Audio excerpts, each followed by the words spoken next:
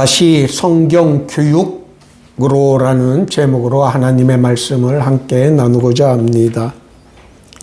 우리말 성경에서 예수님을 선생이라고 부르는 구절이 복음서에만 모두 45번 등장합니다. 그 시대의 사람들에게 예수님은 선생님으로 인식되었습니다. 또 마태복음 4장 3절에서 예수께서 온 갈릴리에 두루 다니사 그들의 회당에서 가르치셨다라고 하였습니다. 예수님의 중요한 사역 중 하나가 가르치시는 것이었다는 것을 우리는 알 수 있습니다. 성경은 예수님이 선생님, 그것도 가장 뛰어난 스승이었다는 것을 우리들에게 가르쳐 줍니다. 오늘은 스승의 주일입니다. 스승의 주일을 맞이하여 무엇을 어떻게 가르칠 것인가에 대하여 함께 생각해 보고자 합니다. 자녀 교육에 있어서 가장 열심인 민족이 유대인이라고 합니다. 그들의 자녀 교육 방법에 대하여 수많은 책이 발간될 정도로 유대인들의 교육, 특히 가정에서 교육 방법은 매우 탁월하였다고 알려져 있습니다. 그들의 교육이 얼마나 뛰어났는지는 유대인의 노벨 과학상 수상자의 비율이 잘 가르쳐 줍니다. 유대인들이 전 세계 인구에서 차지하는 비중이 고작 0.2%이지만 노벨 과학상 수상자의 비율은 전체에서 26.3%를 차지하고 있습니다. 인구 대비 100배가 넘는 높은 비율을 유대인들이 차지하고 있는 것입니다. 유대인들이 그렇게 뛰어난 학문적 업적을 남길 수 있었던 원동력은 높은 자녀 교육열이라고 합니다. 우리나라도 자녀 교육에 있어서는 둘째 가라면 서러워할 정도로 교육열이 높지만 아쉽게도 우리는 아직도 노벨 과학상에서는 한 명의 수상자를 배출하지 못하였습니다. 우리의 교육 방법이 무엇인가 잘못되었다는 것을 보여줍니다. 유대인은 자녀 교육을 교육기관에만 의존하는 것이 아니라 가정에서 부모가 직접 관여한다고 합니다. 그 이유는 자녀 교육이 자신들의 인생에서 가장 중요한 일이라고 생각하기 때문이라고 합니다. 부모들이 특히 아버지가 자녀가 읽어야 할 책을 함께 읽고 자녀들과 그 책 내용에 대하여 토론하는 모습에서 우리가 배워야 할 교육 방법이 있다고 생각합니다.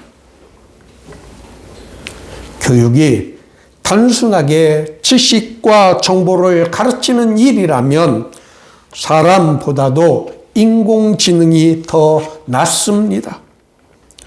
요즘 사람들은 새로운 정보를 얻기 위해서는 경험이 많은 어른들에게 묻기보다는 네이버나 구글을 활용합니다. 필요한 정보를 얻고 새로운 지식을 습득하기 위해서는 선생님보다는 인공지능이 더 효율적인 시대가 되었다고 할 수 있습니다. 선생님의 자리를 인공지능이 대신할 수 있는 시대가 되었다고 합니다. 그러나 우리가 교육의 본래적 의미를 생각한다면 자녀 교육을 인공지능에 맡길 수는 없는 것입니다. 어린 자녀들이 배워야 하는 것은 단순한 지식만이 아닌 인간으로서 이 세상을 어떻게 살아가야 하는지를 배우는 것입니다. 이를 위해서는 단순한 지식 습득이 아닌 부모와 스승과 인격적 교감 능력에서 나오는 가르침을 배워야 합니다. 유대인들의 교육 방법에서 우리가 따라갈 수 없는 것은 그들의 엄청난 독서량이라고 합니다.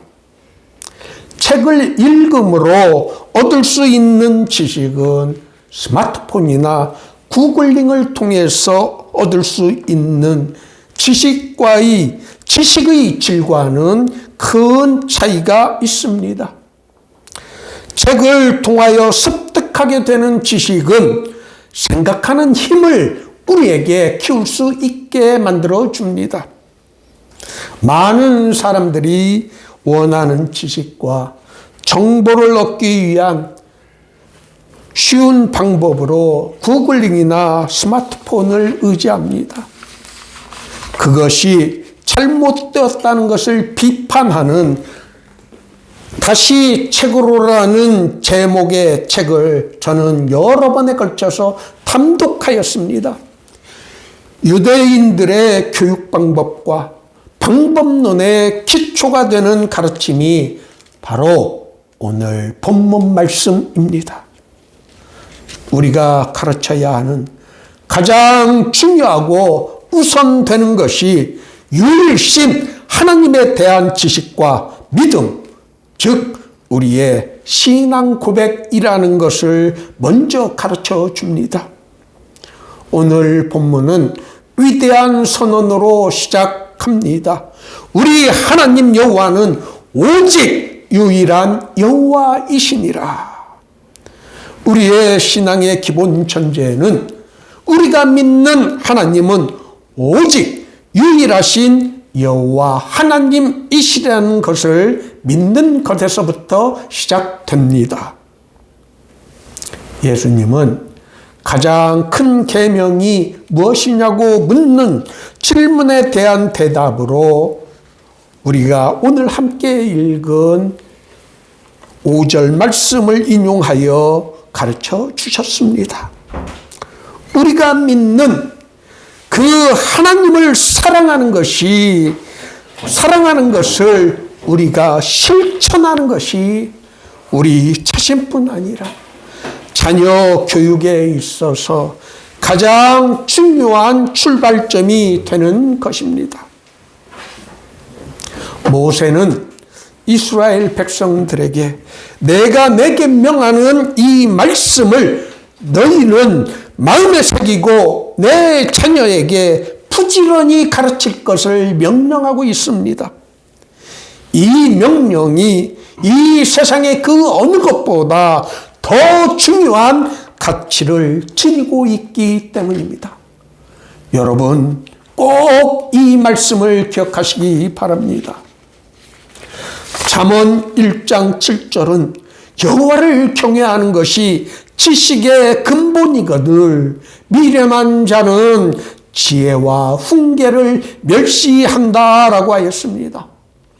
또 잠언 9장 10절은 여호와를 경외하는 것이 지혜의 근본이요 거룩하신 자를 아는 것이 명철이라고 하였습니다.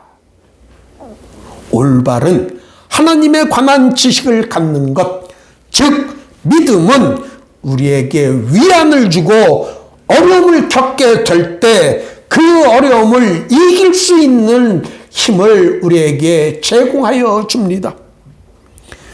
우리에게 주어진 가장 큰 계명인 하나님을 사랑하는 일이 우리의 최우선적인 일이 되어야 합니다. 우리가 그렇게 했을 때 우리가 얻게 되는 유익에 대하여 바울 사도는 로마서 8장 28절에서 우리가 알거니와 하나님을 사랑하는 자 곧 그의 뜻대로 부르심을 입은 자들에게는 모든 것이 합력하여 선을 이루느니라.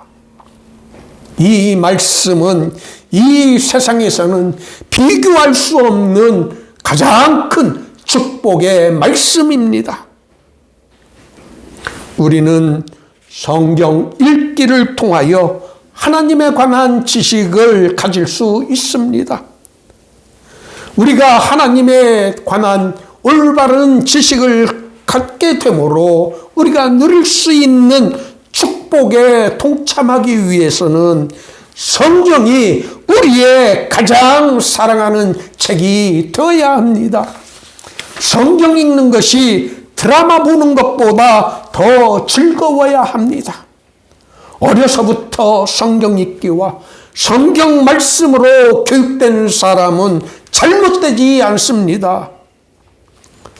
스승의 주일 예배에 참석하신 여러분 모두가 하나님을 전심전력을 다해 사랑하고 하나님의 말씀인 성경 읽기를 습관화하고 규칙화함으로 하나님의 지혜를 풍성하게 얻을 수 있기를 예수님의 이름으로 축원합니다.